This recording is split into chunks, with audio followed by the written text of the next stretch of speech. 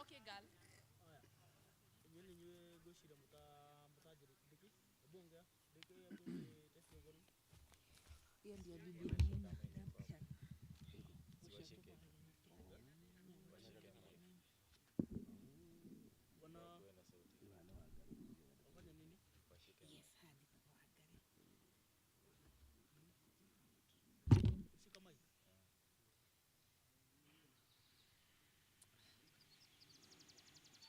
You can pick our voice.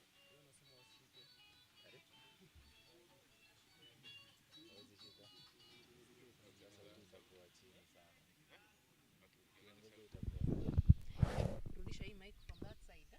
Iangalie na huko. Gatai, but nataka hii.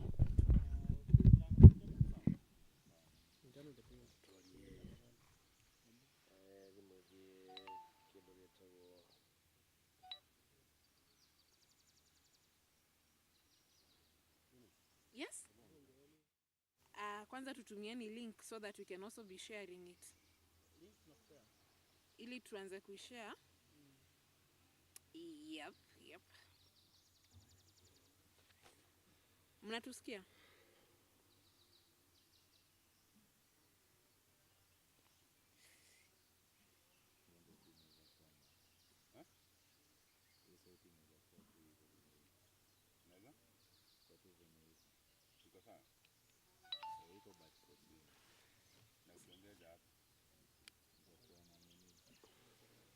Utakuwa na echo.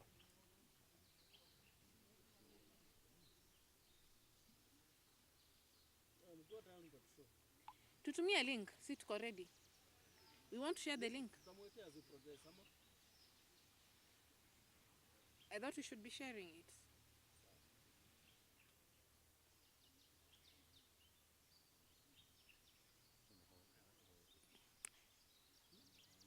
Wajiko? How good is your phone camera? You take a photo of us so that we can upload the link as with the photo.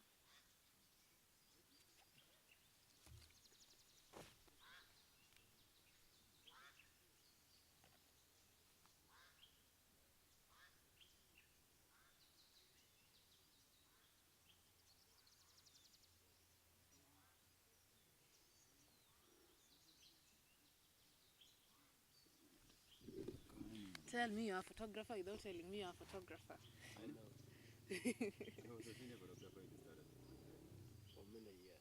Yeah, that's what I'm saying. Tell me you're a photographer without telling me you're a photographer. When you said Results.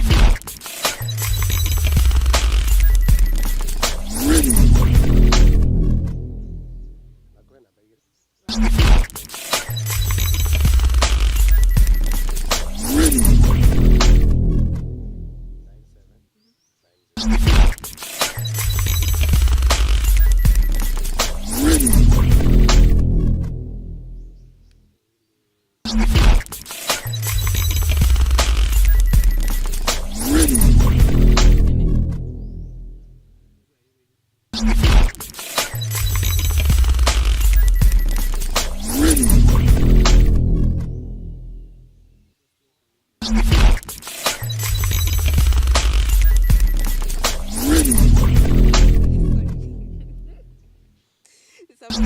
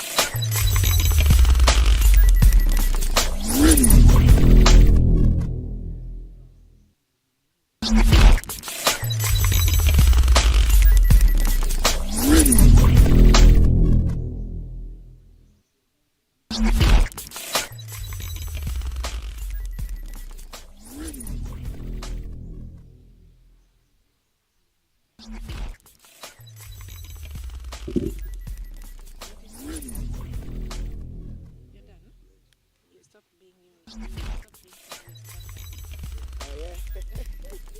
Already now.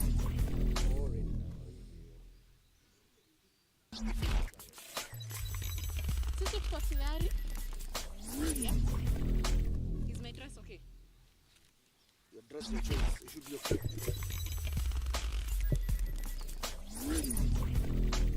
Togera dauti. Togeri mwana wangu.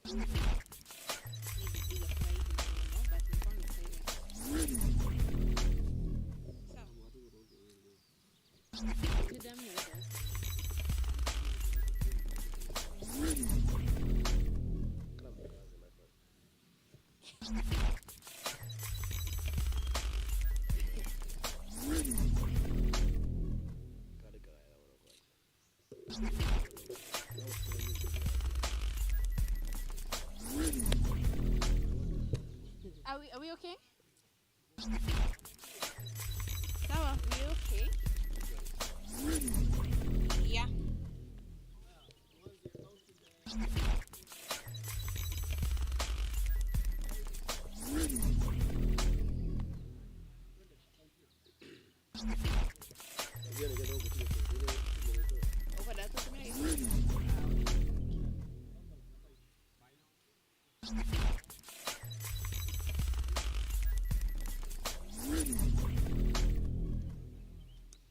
Hello and welcome.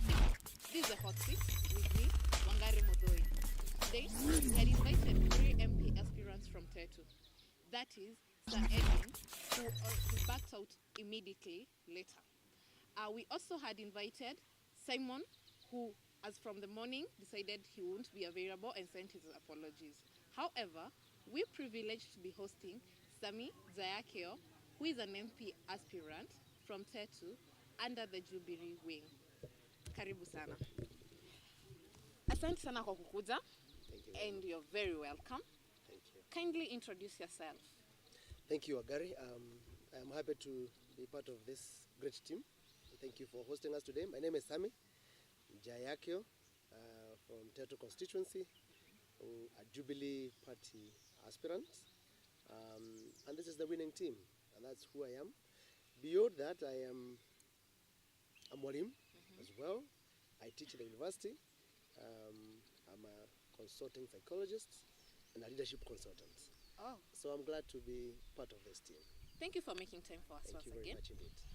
We go directly to, I can see you are in Jubilee. You are jubilated. Yes. Why Jubilee? Jubilee is the ruling party. It is the party that has done so much for us. It is the party that people trusted with the leadership of this country, and it's the party that has delivered. You know, when you drive across to Nairobi to Nyeri, you see wonderful things. You see great roads. You see great infrastructures coming up. You see people being paid in terms of tea and coffee and so on. You see work that has been done.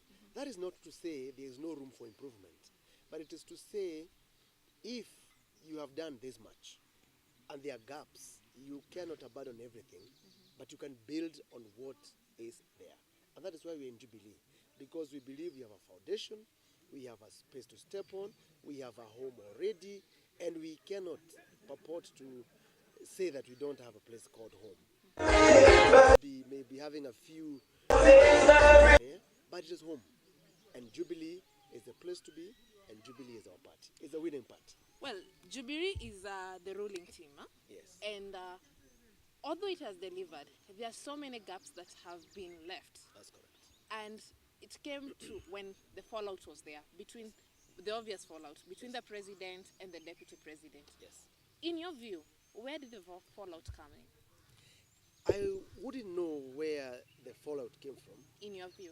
But I would know from biblical perspective. In the book of John, it says clearly that they left us, for they never really belonged to us. For if they were for us, they would have remained with us. I mean, it's the epistle of John saying that there are people you must allow to live, not just politically, even socially, even relationships, because probably they really were never meant to be for you. And the worst you can do is to stick to a relationship and into a place where you are struggling with. And you have seen that. As I said, I'm a consulting psychologist. People hanging around and young people killing and shooting each other, domestic violence and so on. There are times that come that you must say, enough is enough. Excuse yourself and move on. In my high school, Morim used to tell me, live and let live. And I think that is where they are. You live your life and let others live. I think the president has made it clear where his issues came from, where the gaps came from, and I'll leave at that. And I believe him. Well, he's the president, so Yeah. let us leave it at that. Yeah. Let us come to Tetu. Yes. What is your interest in Tetu? I have a lot of interest in Tetu. As you may be aware, and it's sad that the other couple of people invited were not able to show up for whatever reason. Of course, some knows clearly that we have issues with the drug peddling and many other things. But the point is that we have been there before. We know what worked. We know what is not working. We are not coming second guessing. We know exactly what we need to do. For instance, the issue of young people is a big thing. It's an issue of young people not having opportunity, not having opportunity to work and to be of value to the society because of lack of those things. And we are saying this. Look, if we had a quality and solid leadership, when the government was providing things like Ajira, how is it that that could have been skipped from our constituency? Look, when we are looking at a constituency that has the best tea, has the in the world, how is that not being of value to our young people in terms of setting up those shops and so on? When you are looking at a place where you had the likes of Akihuri, who used to run marathon and so on and compete, what happened to those people? And the answer is simple. We are not growing the talents that are there. And why do we want to see that in Tetu? We want to see that happening. We are setting up a talent and sports academy. Why in Tetu? Because the attitude that is up there is the same as in 10. So there's no reason why you should not set up an academy where young people can come and learn and train. And then even us can be meeting at the airport. As they bring Murisik, we come with Guashe and Doma as give our people coming from London. So we can grow talents. And if you look at coffee, the same facility. We are happy the government is trying to improve in terms of payments and so on. But we can do much better. Even before you set up the academy, sorry to cut you shorter, there is already talent in Tetu. What have you done to improve on that? There are people who play football, there are people who play basketball, and there's a lot.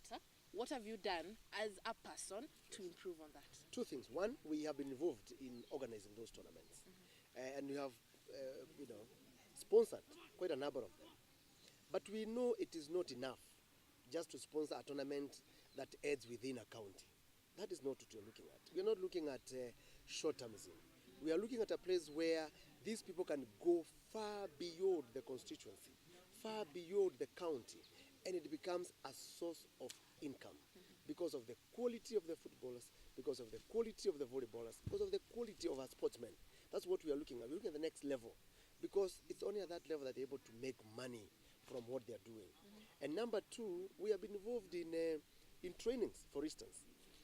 We have had sessions on leadership and mentorship and mental health. We have met university students, we have met opinion leaders, we have met community leaders, where we are seeing the challenge we are having, whether it's substance abuse and so on.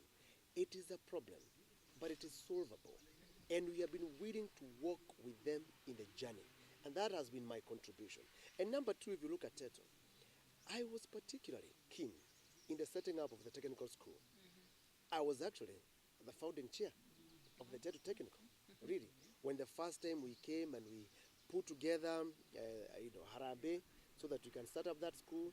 On and on it has grown, now taken over by government. Yes. But the reason we are doing that is why? Beyond giving people education, high school and whatever, we are looking for skills.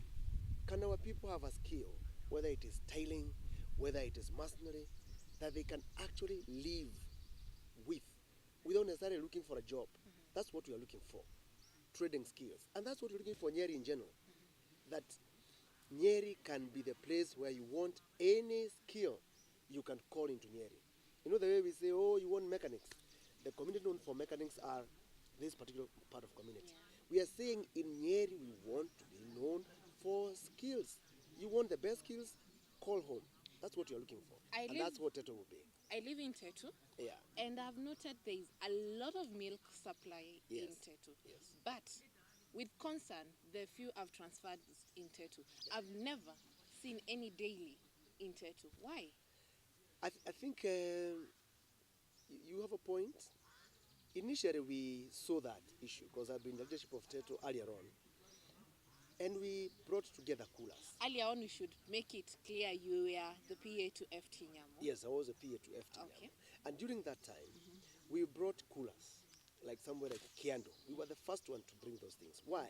Because we realized the milk is going to waste. And we said the first place to address this problem is to make sure it doesn't go to waste. And therefore, we introduced those coolers. I'm happy a few others have been added, which is good. But that was not to add there. We were to go to level 2, which is value addition.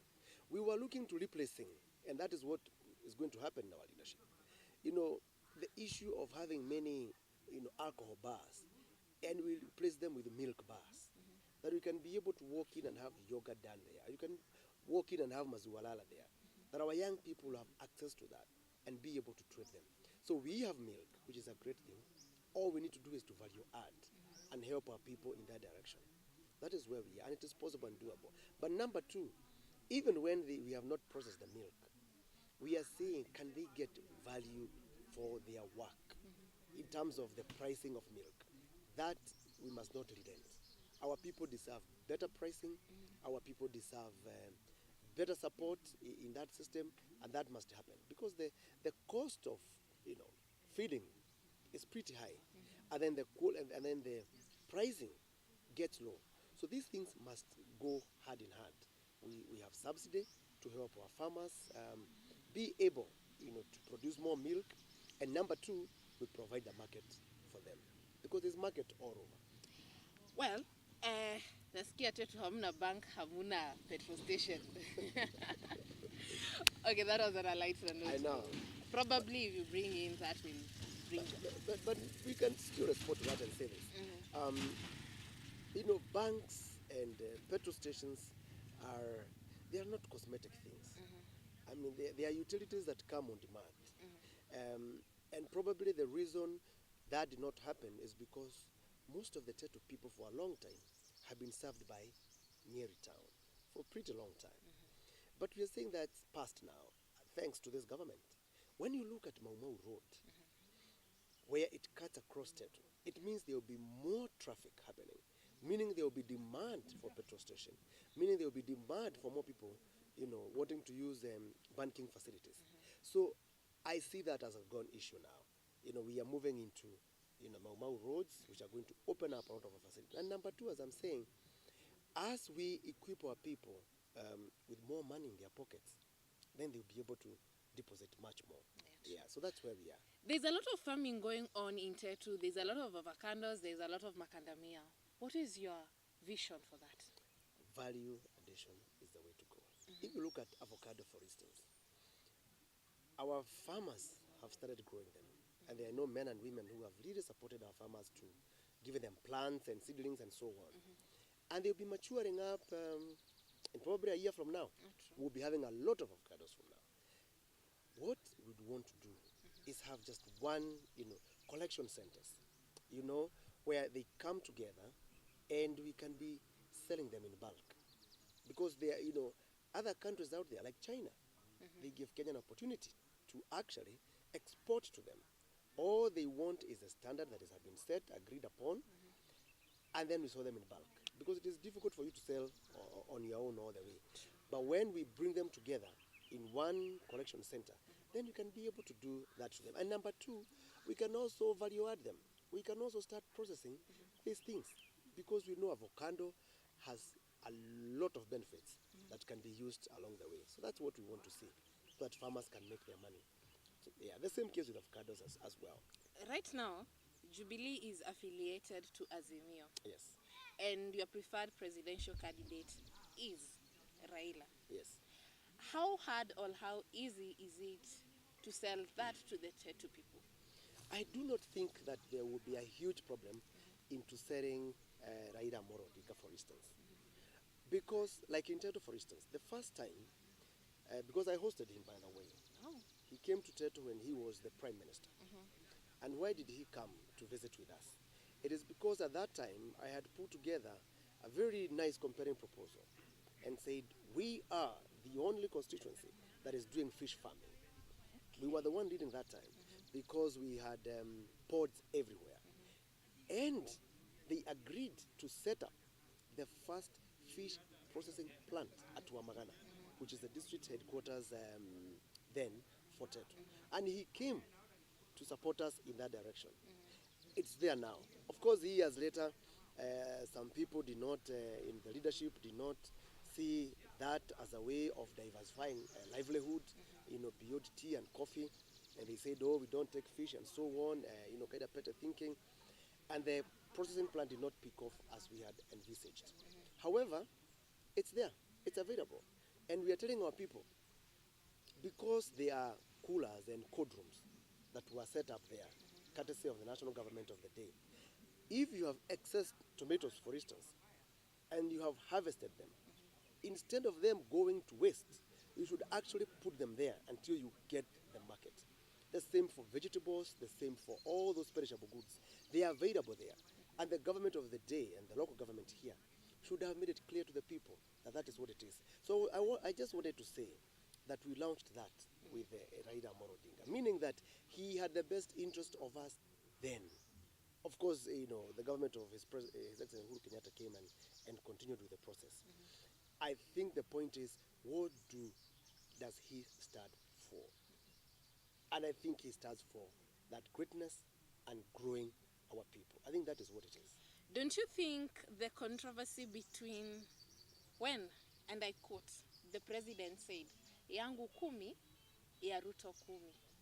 Don't you think there's a controversy there? I don't see a controversy. On the contrary, that time you called him my brother. Yes. I have not heard the president call him my sister. I think he has remained his brother. The only thing is that the brothers have disagreed, I would bet fundamentally, because of what probably they had believed they would do, and they did do. So I heard that as well. Yake 10, yangu 10. And there are many political statements that have been said before. I don't know why people stuck to that one alone. But I think by that time they had what they had agreed. But I would think that only a fool does not change his mind.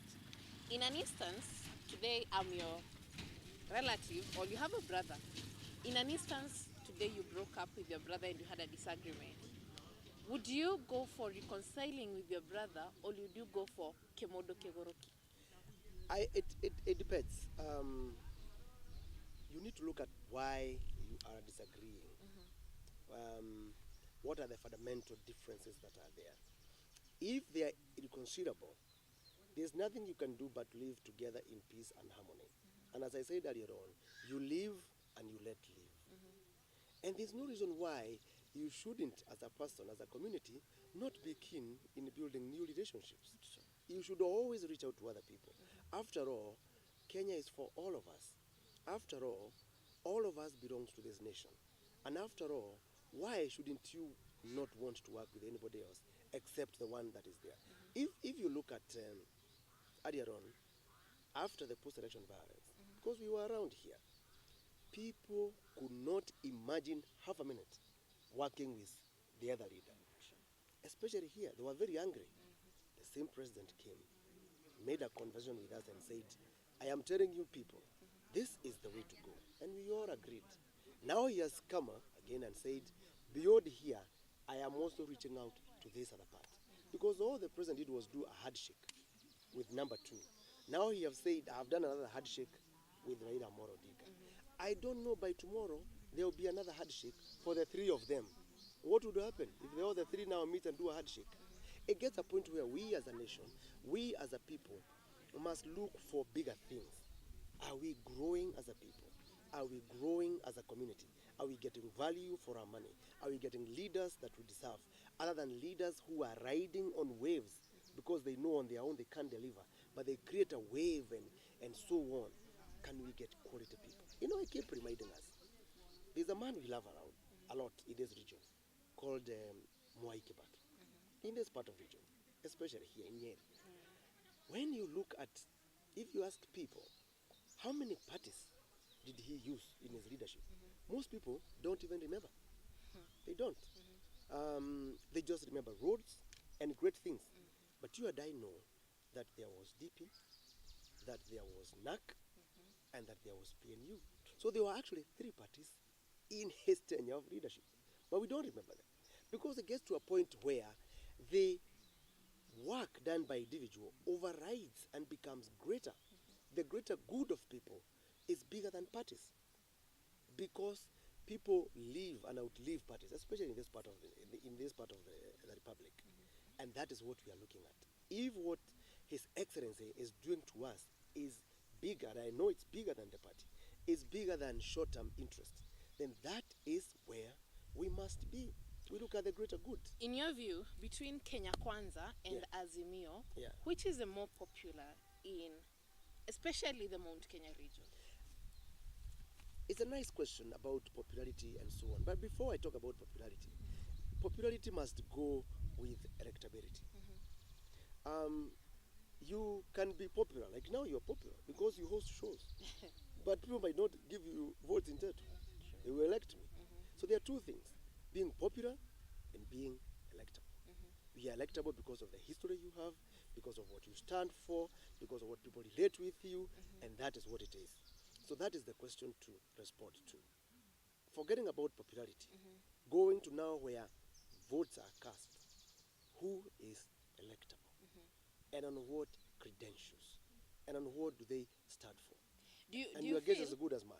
Do you feel like the Mount Kenya region, or do you feel like the Mount Kenya region is at that point where we can have the conversation of beyond Chama, what do you stand for?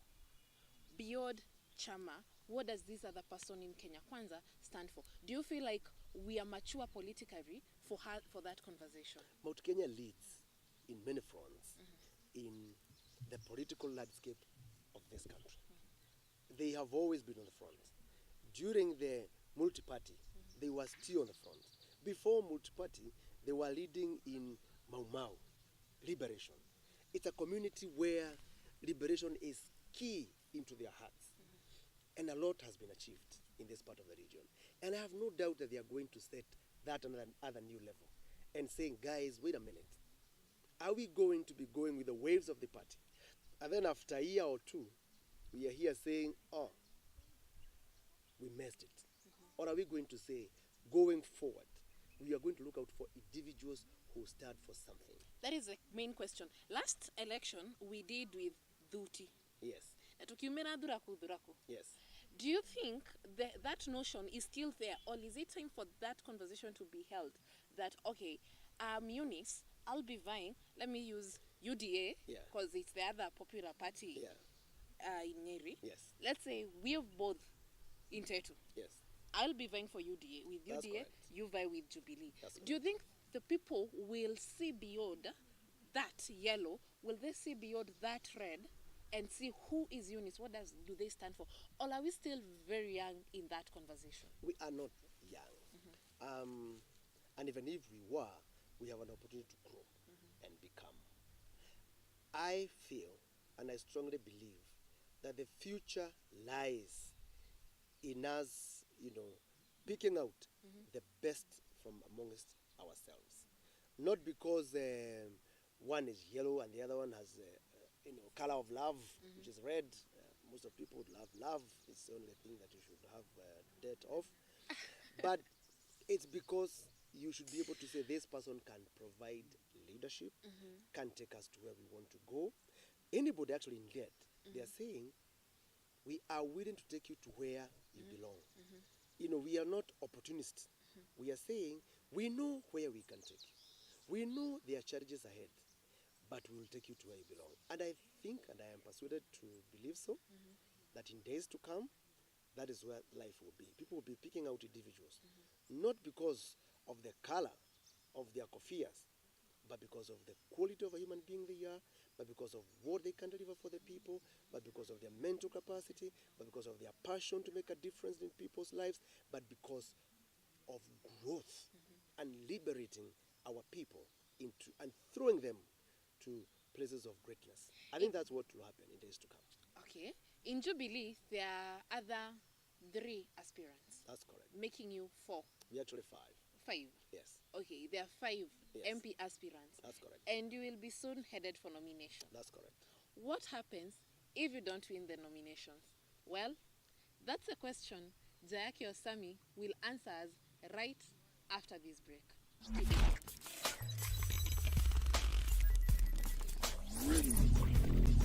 There are 5 MP aspirants. That means they'll all be headed for nomination very soon. What happens if Sammy does not crunch the nomination party ticket? Welcome back. Thank you very much indeed. I have no doubt in my mind that I will clinch the ticket. So I can only answer the others as hypothetical. Yeah, please. Okay, hypothetically, Yes. if you do not Yes. clinch Yes. the Jubilee's ticket, what happens? What next? As you all know, as long as it's free, fair, credible nomination and the process, there's no reason why we shouldn't continue in our, desire to support our candidate. Yes, that's how it will be. So, in case you do not, you will support the person who will crunch the party ticket. Yeah, as I said, free, fair, credible. process. Hautasema nitaenda independent. We are not there yet. We are not there yet. Okay. Yes. And ahead, well, let's say now you win the Jubilee party ticket. Yes. Going forward, whom do you foresee as your biggest threat? I have no biggest threat. I have other men and women who want to offer themselves for leadership. I don't see any threat. I only see wonderful people of Tetu who I need to persuade to vote for me. That is the way I look at it. I don't see any other threat except my work to persuade the people of Tetu, like I'm doing now, those who are here, those who are in Tadao, those who are everywhere, and ask them that if you vote for me, your vote is not lost. This is the place to vote it for development and for posterity. That's all I have. I hear every aspirant talk about youth, talk about women, talk about sports, but I've never had anybody have something to do for men and the boy child. What do you want to do for them? Fortunately, I am one of them. I have run a program we used to call it Sam Talks. And one of them is boy child. And I leave out the boy child and men out of this discussion, out of, you cannot. Because a society cannot grow when genders are fighting. It has to be comprehensive. Because who is going to have these wonderful, beautiful, empowered women if you do not have these men in that line? No wonder most of us are single. There you are. So we are saying that our commitment is to also have empowered young men. We'll be doing trainings, be part of it, just to remind them that they are able and capable. And our men, just to tell them that there are no other men who come from anywhere else to lead us. These are the men we have, and we are committed. We are committed to help them do their circles, for instance, and telling them they can also pull together in these circles. We are also saying, because men are farmers, they are the tea owners and coffee, as long as we are paying dividends and money to these projects, then the men will have money in their pockets. Because if they don't have money in their pockets, their ego and so on gets really messed up. Let me give an example that people may not necessarily like. Okay. Talk about bursary, for instance. It has a way of, and people who go for bursary, interesting. Have you checked on our people? The people who queue for bursaries, most of them are our wives or our sisters.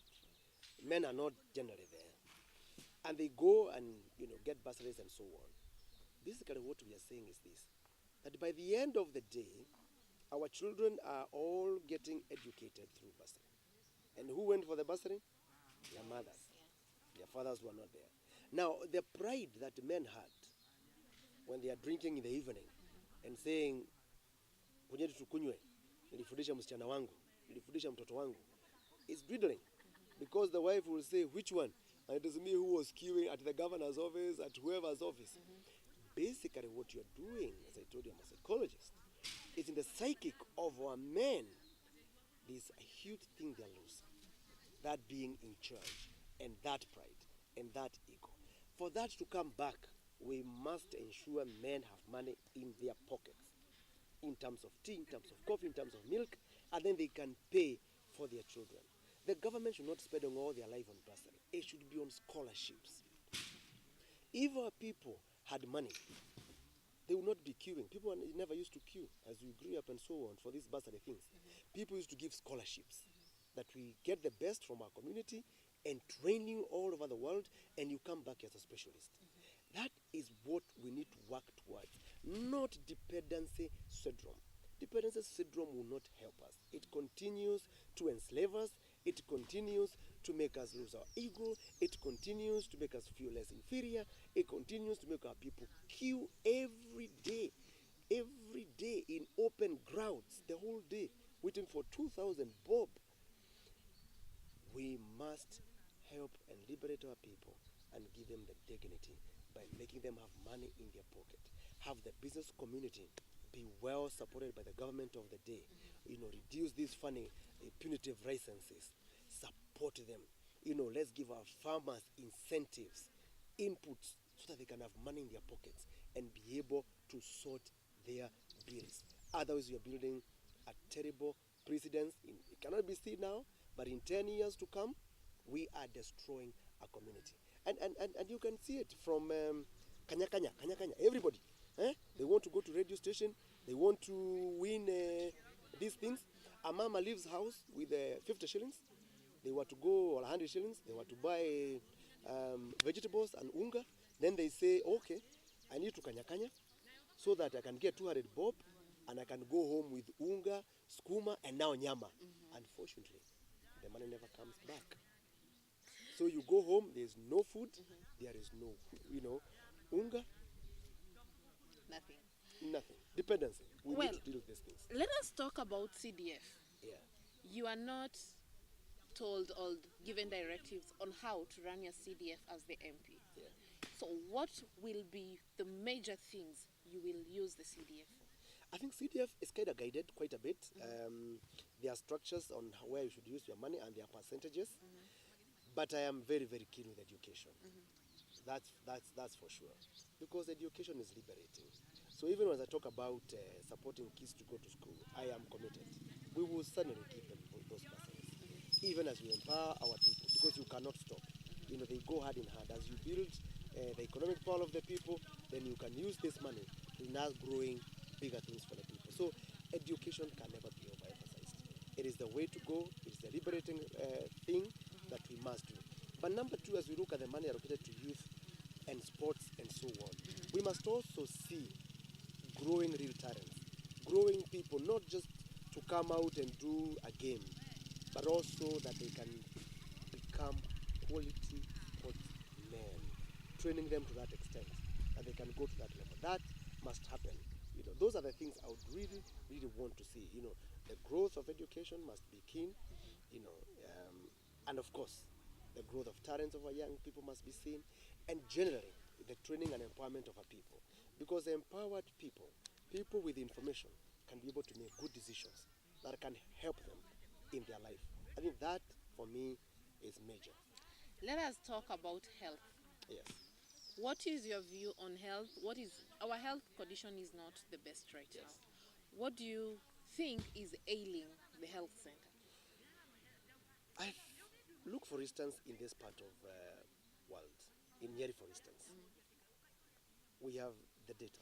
It says half of Nyerians who die every day die of non-communicable diseases. Half. Now, meaning pressure, meaning diabetes, bit of cancer. That's it. That tells you that the burden of our people, the harabes they are doing every day, is to sort, and the money they are spending every day is non-communicable diseases.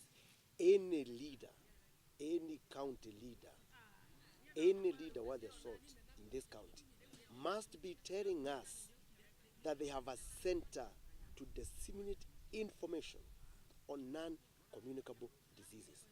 We must be seeing many people on the ground, you know, health workers, telling us this is diabetes. This is the way to avoid it. This is the way to protect our people so that we cover it, we go backwards. Look at pressure. Where is it coming from? Is it from the pressures of the day? You know, what is it? And go back and have this conversation.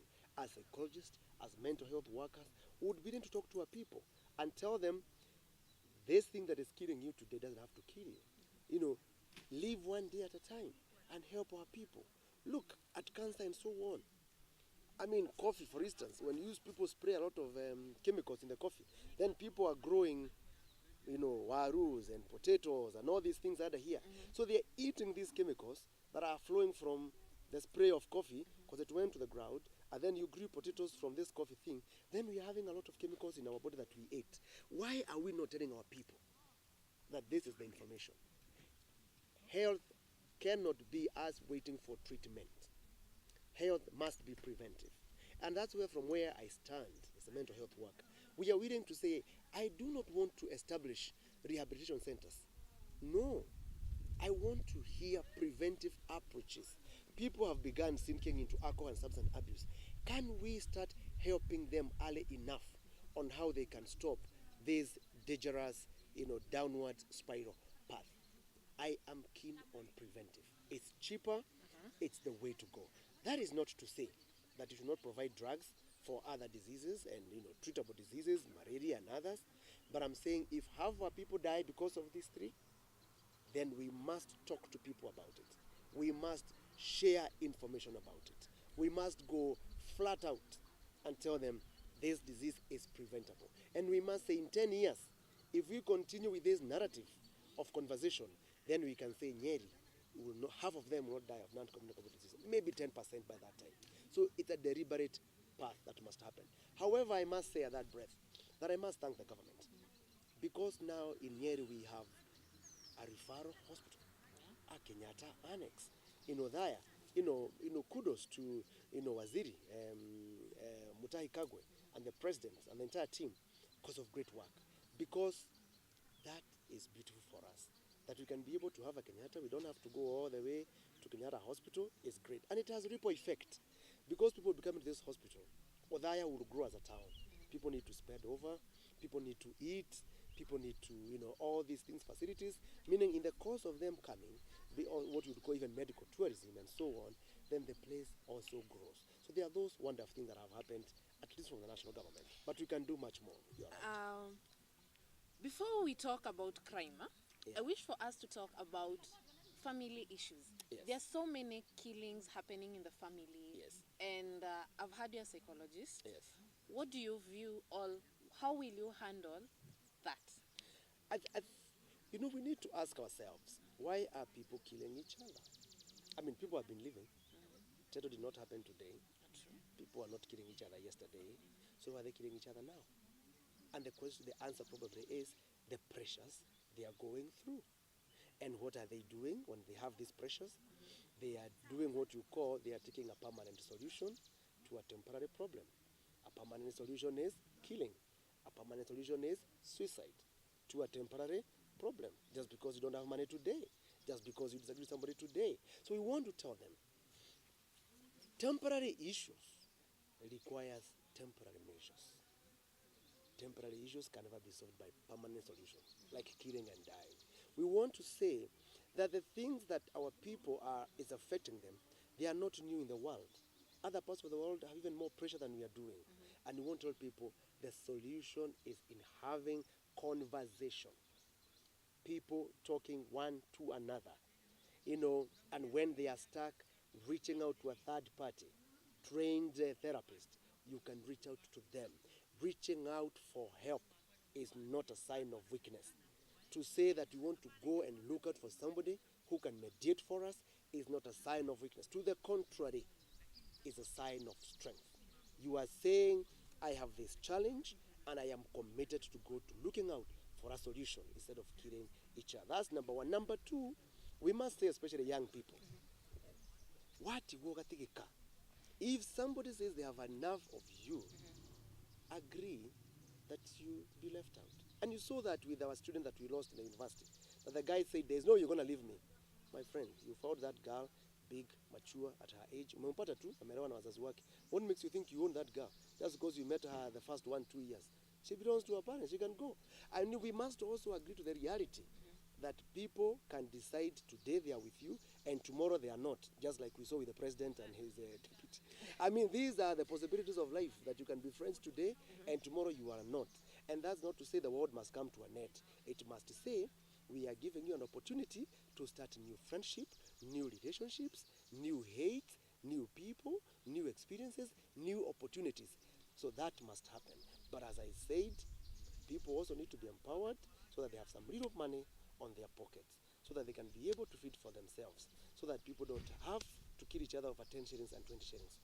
That economic empowerment is part of the general healing in our families.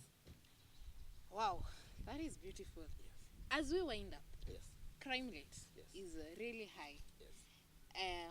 How will you be able to deal with that? Crime differs, whether the type of crime that we are dealing with. But I'm sure for crime that requires security apparatus to to step up and do better work, that they must do. For crime that are brought by people becoming hopeless and helpless, those are things we must address by providing young people, by providing those people with opportunities, with hope. There is nothing as terrible as a community that becomes hopeless and that feels, the values are eroding. It gets very difficult. But the thing is finding out what kind of crime is this, the security team to deal with it, and where it can be sorted by really improving the livelihoods of our people, that people get more engaged, that people get gainfully engaged so that they have no time for these crime things. Then that is the line I would look at. Before we finish up, I wish to ask from my directors, is there any questions online? Do you have questions? Let me tell you, I am extremely different in that my vision is to empower our people, to bring them together. And we began the journey. Let me give an example. we were the first person that did what we would call the irrigation project in Tetu. And I was part of that project. You know, why did we start it? Now here everybody is bragging about it, Kaigoji irrigation water. But we are the one with the first intake. What does that say? That we are visionary. We could see 10 years from now what needs to be done. We have visionary leadership. And that water for irrigation is going to make a difference.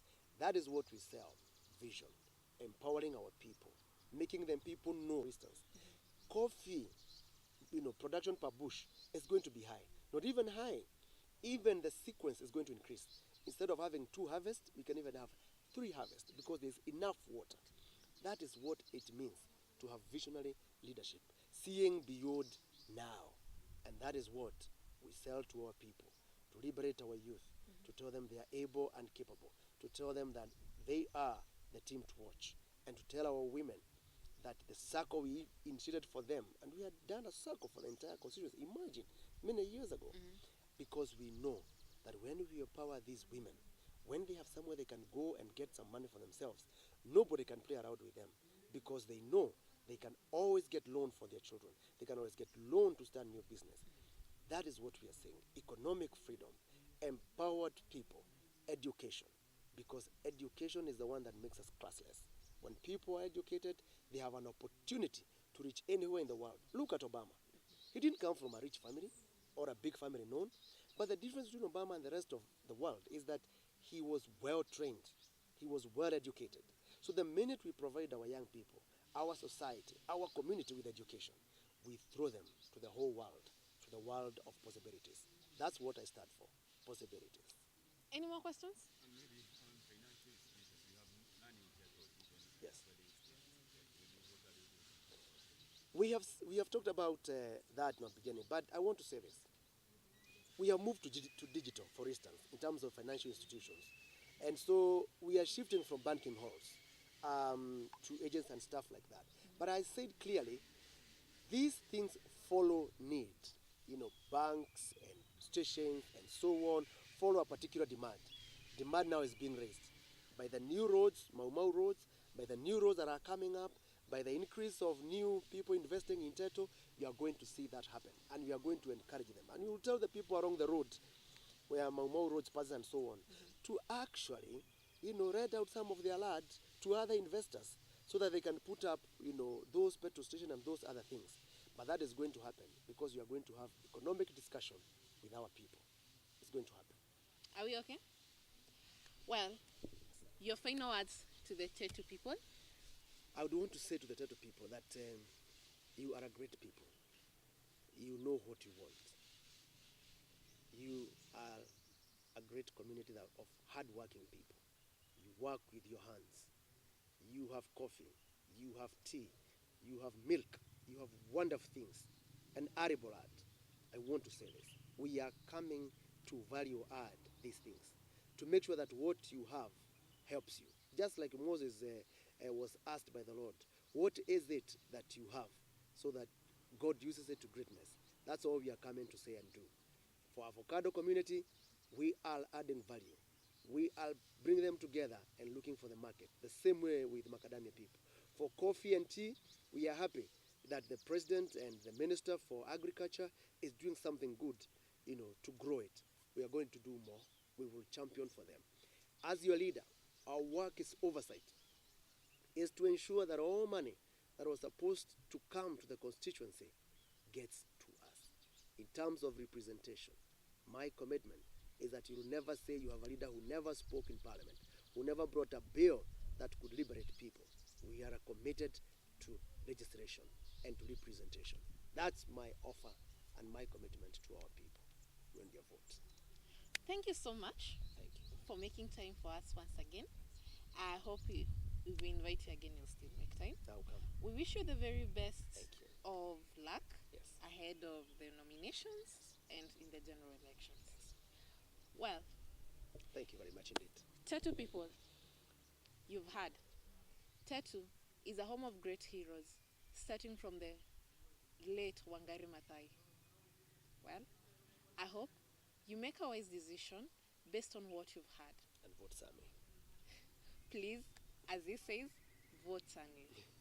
Remember, this is a hot seat with me, Wangari Muthoi. My final thoughts. We wish all the best of luck to the UDA aspirants Yes, I wish that tomorrow. too. Yes. Bye-bye. Thank you.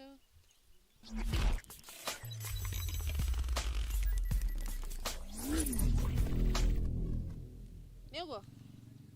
Thank you. How was it?